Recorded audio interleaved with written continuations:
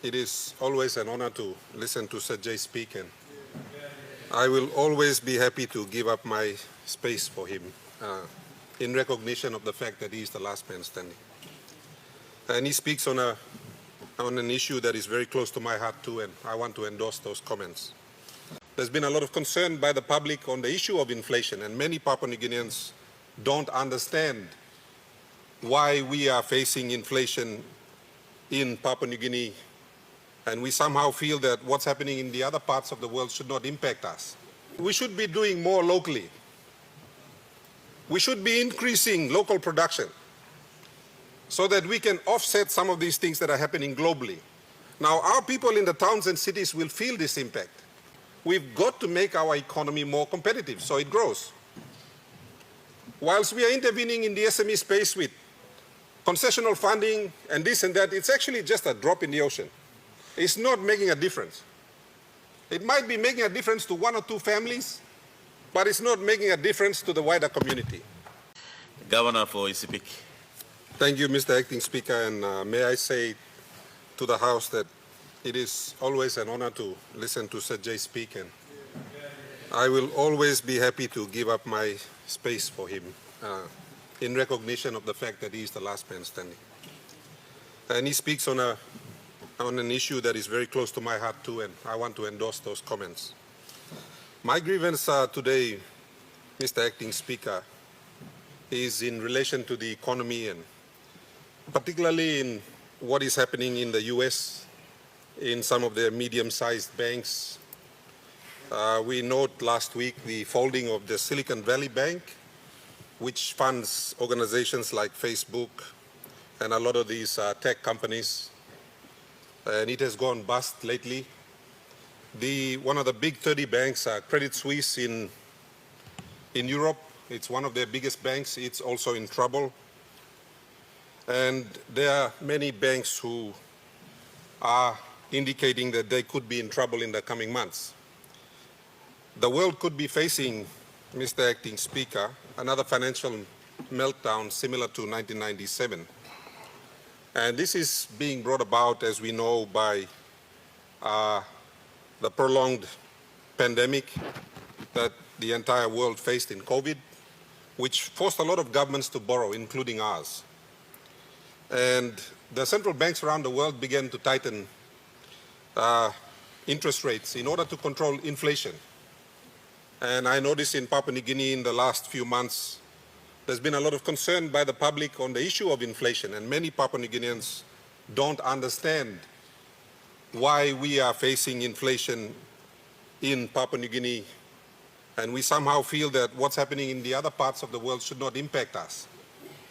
But I wanted to say here in the House that whilst we are concerned with DSIP and fixing things in our district and fixing things in our province, we should have a mechanism that recognizes what is happening in the other parts of the world that affect us.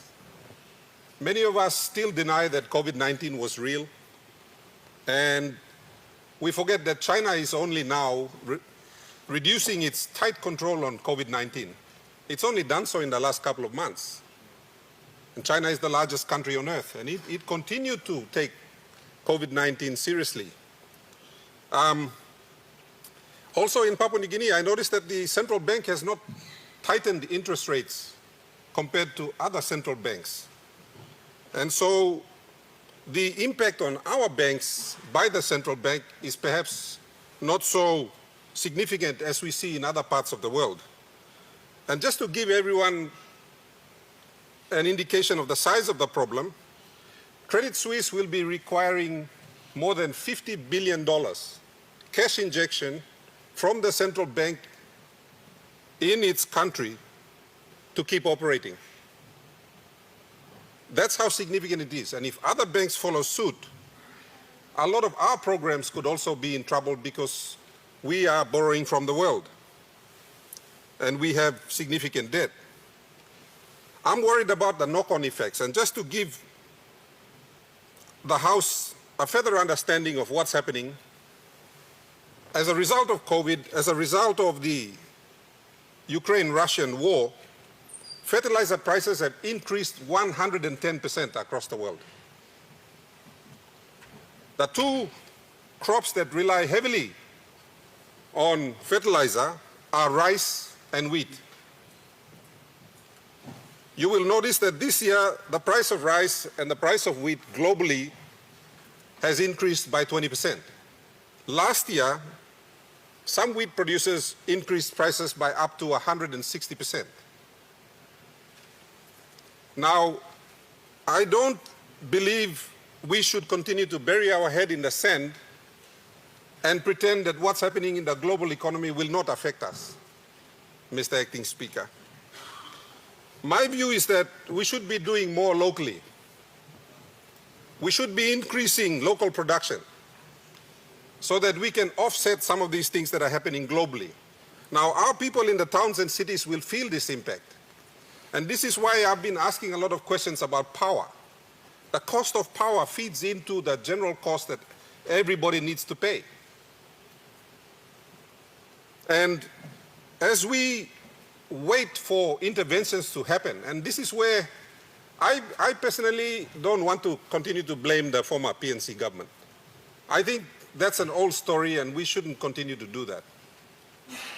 Whatever has happened back then, something before. We should really be taking ownership of the issues now. On the issue of jobs, again, important for the economy, we just don't have the jobs, and we know that. And I recall when I was sitting in the opposition and the then opposition leader, Patrick Pruitt, he made a presentation on this floor where the numbers that he got from the central bank showed a decline of 100,000 jobs. And this happened during the PNC time. Fast forward to today, we still don't know what we're doing in terms of jobs. We've got all these really nice programs. Every district is humming. You've got district programs happening. You've got road programs happening. You've got all these things happening. But we don't know how it's feeding into the economy. We have no idea. Because our statistics is not working. So all the time we are making guesses and we're throwing mud at each other, but the underlying problem still remains. We have more than 70,000 young people finishing school every year. Are we creating 70,000 jobs every year? We know the simple answer is no. If you look at the presentation by the Treasurer, out of the 24 billion kina budget, only 900 million is being targeted at the economy. Now, I don't want to complain about that because that's how we've always treated the economy. If you look at every single budget, the economy gets a very small proportion of the national budget in terms of everything we want to pay for. Education and health get over 40% of the budget. And if you look at all of our admin costs and salaries and everything else, it leaves very little for the economy. And without the economy, we are going to sit back and worry about how are we going to keep the rice prices low? How are we going to keep the wheat prices low? And if people haven't already figured it out, palm oil prices are going up. So the cooking oil prices in the shops are going to go up too. So in essence, the entire basket of basic goods that our people want to use, particularly those in towns and cities, rice, flour, cooking oil, the prices are going to keep going up.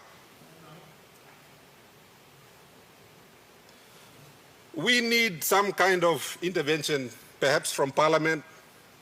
I'm not sure if we have an economic committee. If there is, perhaps it's time to activate it. We need to be talking to our industries. We need to be talking to those that are supplying power. We need to start bringing the entire cost structure of doing business down. We've got to make our economy more competitive so it grows. Whilst we are intervening in the SME space with concessional funding and this and that, it's actually just a drop in the ocean. It's not making a difference. It might be making a difference to one or two families, but it's not making a difference to the wider community. So my grievance debate is that I'd like to see someone take ownership of it. I know the Treasurer cops a lot of the flack for it, But what people don't realize is that the treasurer's job is just to bring in the money. He doesn't spend the money. The spending actually takes place in other agencies. Treasurer am paini money the solna karem kam. Or not by spending money. So as a member of this government, I'd like to see some of the portfolio ministers in terms of the money you are getting from Treasury and you are using in your departments, how are you contributing to alleviating some of these problems? We need to see that on this floor. And we need to be debating those issues. It's rather unfair that we target the treasurer all the time. Now, work blame lo kari monitor solikam. Work lo spending employ narrow line. So just to get some clarity and then to sort of bring us back to recognize that my biggest fear is the knock-on effects from the banks. Suppose plenty of bank lo Europe na America start lo collapse, na all banks lo Asia too start lo collapse. Mibla bag simbagrab. And mibla by sinam da sol na, mibla ek to sa mibla busy lo, DSIP na, PSIP na, building road na, bridge na, classroom na. Something outside by affecting mibla. Mr. Deputy Speaker, that's my grievance debate for this afternoon. Thank you.